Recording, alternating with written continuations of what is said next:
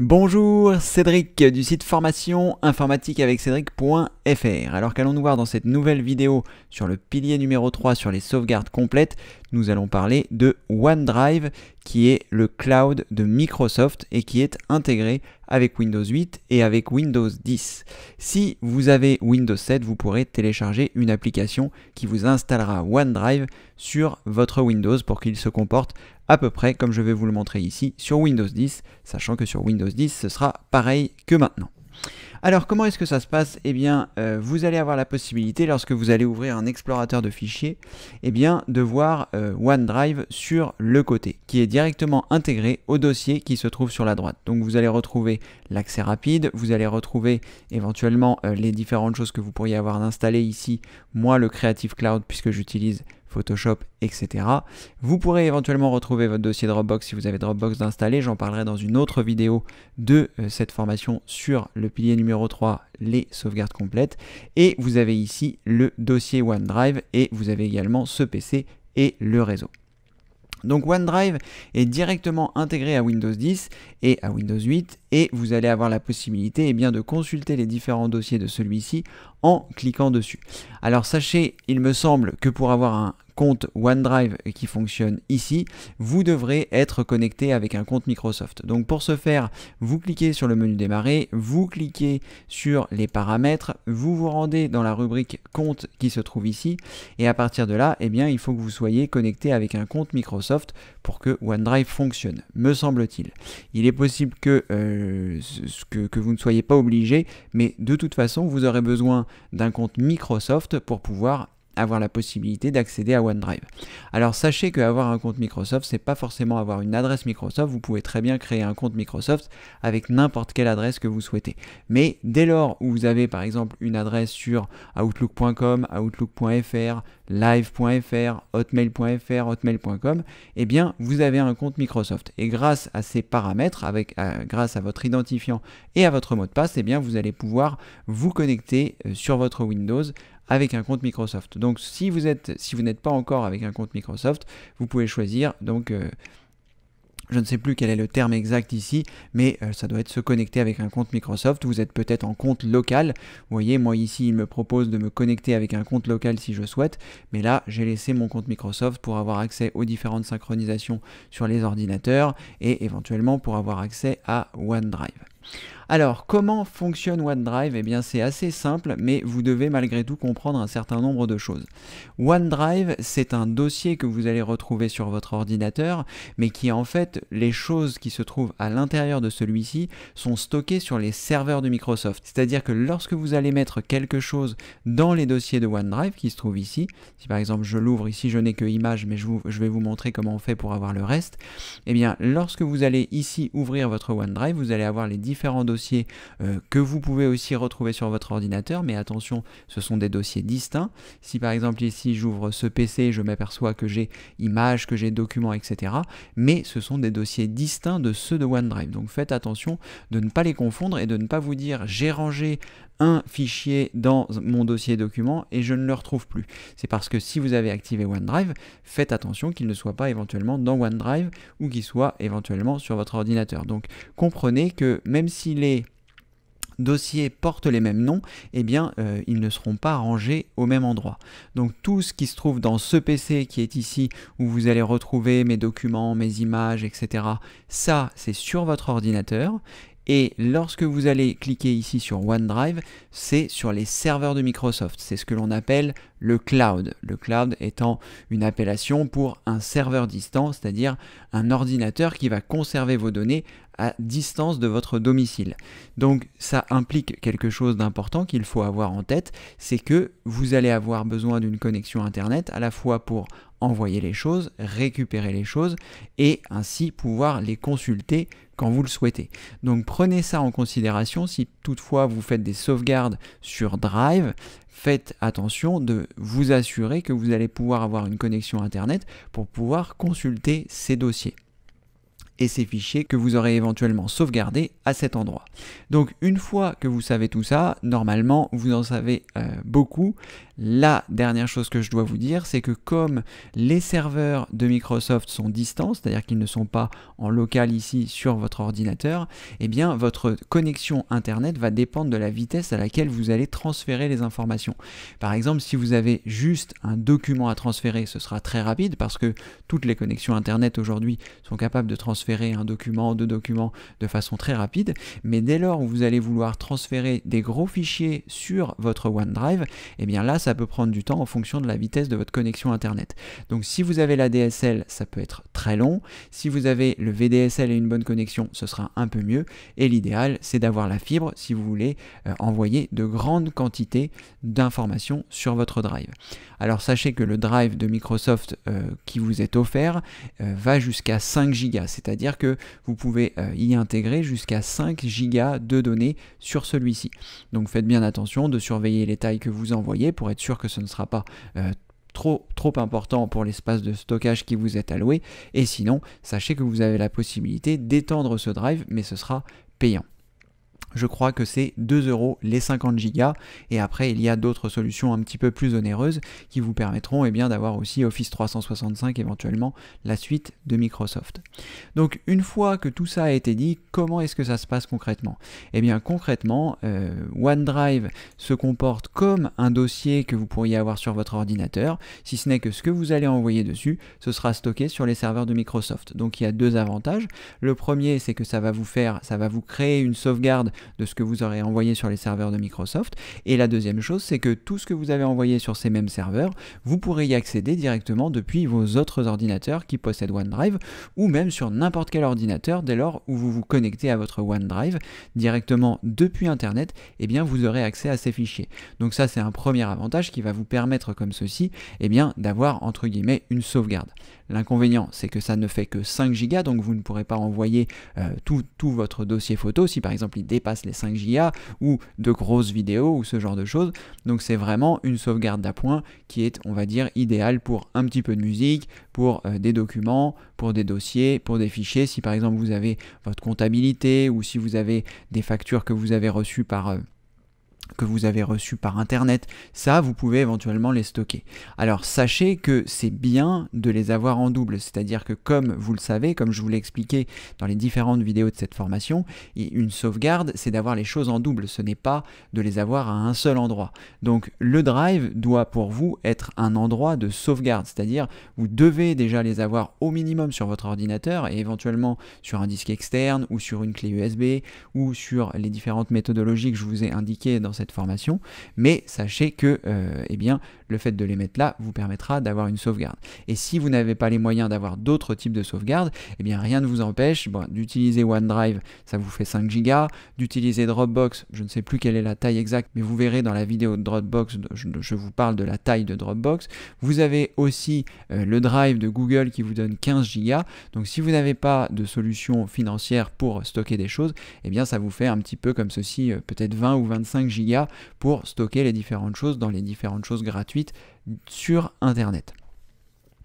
Une fois que vous savez tout ça, eh bien c'est très simple, vous allez devoir vous connecter à votre drive. Donc pour ce faire, vous avez le symbole qui se trouve ici en bas à droite, vous pouvez faire un clic droit sur celui-ci, et ensuite à partir de là, eh bien il va vous indiquer différentes choses.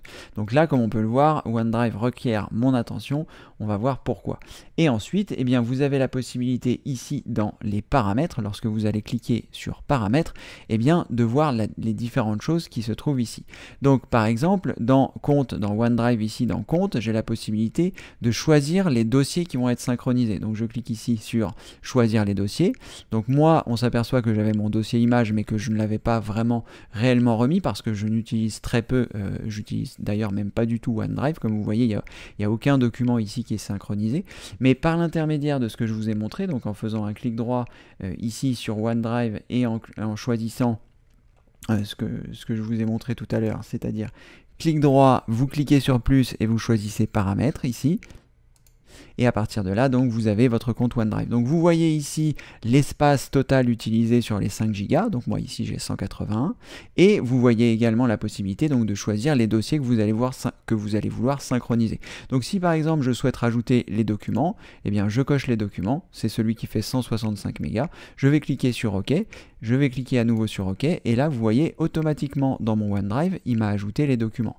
Alors normalement en théorie, si vous avez bien fait les différentes choses, vous n'aurez pas besoin de rajouter ces différents documents. Moi ici, ces différents dossiers, parce que moi ici il me le rajoute parce que je les avais tout simplement enlevés parce que je ne me sers pas de Drive.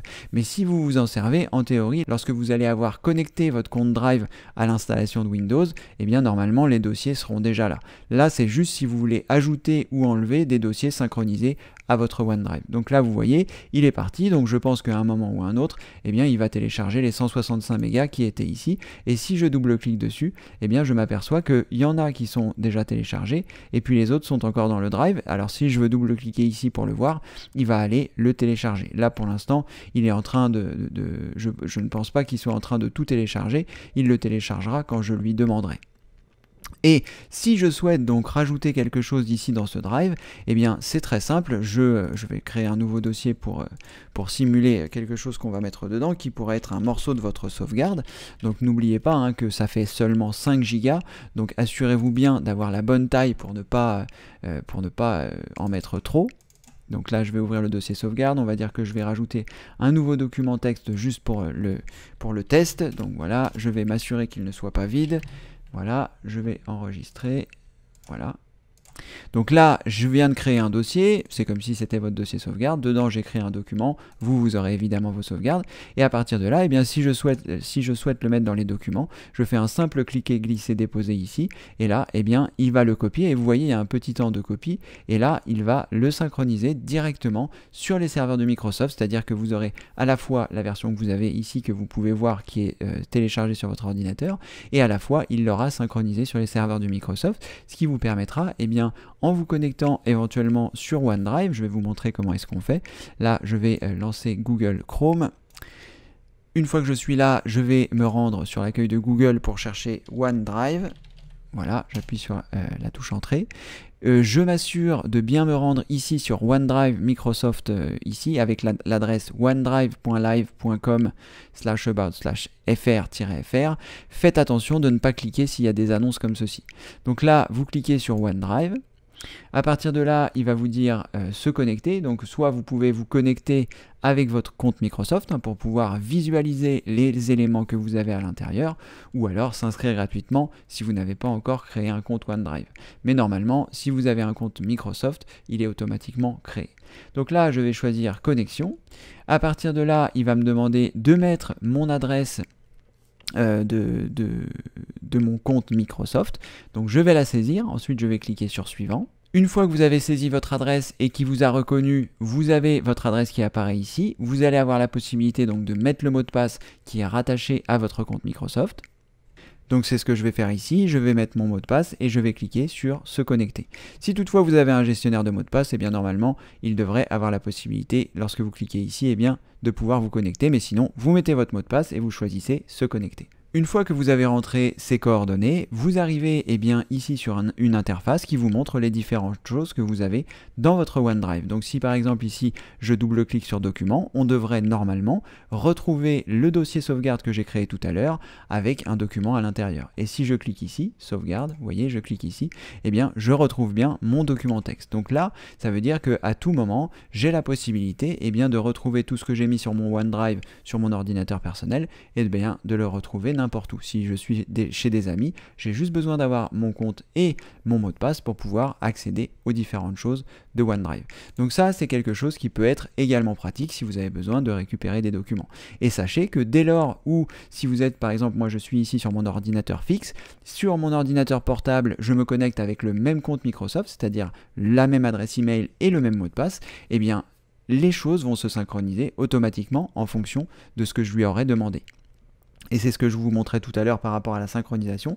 Lorsque vous faites un clic droit ici, que vous cliquez sur plus et que vous choisissez paramètres ici, eh bien vous avez la possibilité de choisir les dossiers que vous souhaitez qui se synchronisent. Donc moi ici, je n'ai pas envie que mes documents se synchronisent, donc je vais redécocher cette case. Là, c'était plus pour vous montrer, mais en tout cas, sachez que vous avez cette possibilité-là, eh bien de stocker sur OneDrive le cloud de Microsoft qui vous permettra de sauvegarder les différentes choses que vous souhaitez. Attention, maximum 5 Go.